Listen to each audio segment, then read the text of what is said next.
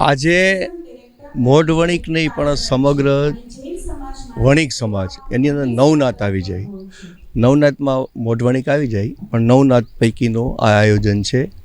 શેઠ ઉપાશ્રયની અંદર અમારે વર્ષોથી આ એક્ટિવિટી ચાલુ છે અને 2005ની સાલની અંદર અમે 1 લાખ વણિક જણોનું સંમેલન બોલાવેલું હતું નવનાથનું. સબીલભાઈ ત્યારે સીએમ હતા એની નિશ્રામાં અને સરસ મજાનો કાર્યક્રમ કર્યો હતો. બધા સાથે જમ્યા હતા 1 લાખ વણિક જણો. ત્યારે 101 સમૂહ લગ્ન કર્યા હતા. એ પછી 51 સમૂહ લગ્ન કર્યા, બીજા 51 સમૂહ લગ્ન કર્યા અને આ એક મેરેજ બ્યુરોનું સ્ટાર્ટ કરી રહ્યા છીએ હવેથી કે જે દર રવિવારે મેરેજ બ્યુરો માટે થઈ જેટલા અમારી પાસે બાયોડેટા આવી જાય, માનો કે અત્યારે 500 આવ્યા છે તો એ ઉપરાંત જે આવતા જાય દર રવિવારે નવા આવતા જાય એમ દરેક ઉમેદવારો એ જોતા જાય. સમાજની અંદર સમસ્યા અત્યારે વ્યવહારિકની બહુ મોટી સમસ્યા છે.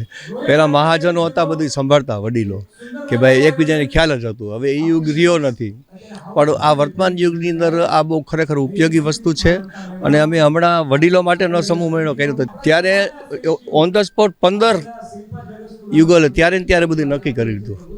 સફળતા મળી ત્યારે અને અમને અપેક્ષા છે કે અમે બધી રીતે ઉપયોગી થઈ પડશું. અમારી આખી ટીમ 21 જણની ટીમ છે અને વ્યવસ્થિત આયોજન કરી રહ્યા છે.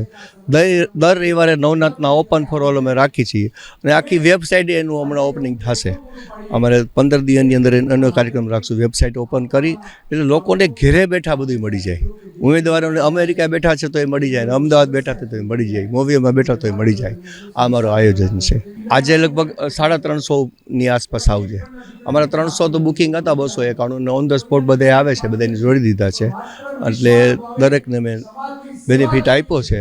અમારું એક જ લક્ષ્ય છે કે વ્યવહારિક પ્રશ્ન સોલ્વ થવો જોઈએ. આ માટે થઈ અબ તક તો અમને વર્ષોથી સાથ જે આપી રહ્યું છે અમારા સતીશભાઈની, એને અમે ખરેખર એનો આભાર માનીએ છીએ અને વારંવાર અમને પ્રેસ પ્રસિદ્ધિ હોય કે મીડિયાની પ્રસિદ્ધિ હોય દરેક રીતે ખૂબ સપર ધન્યવાદ ખૂબ જ.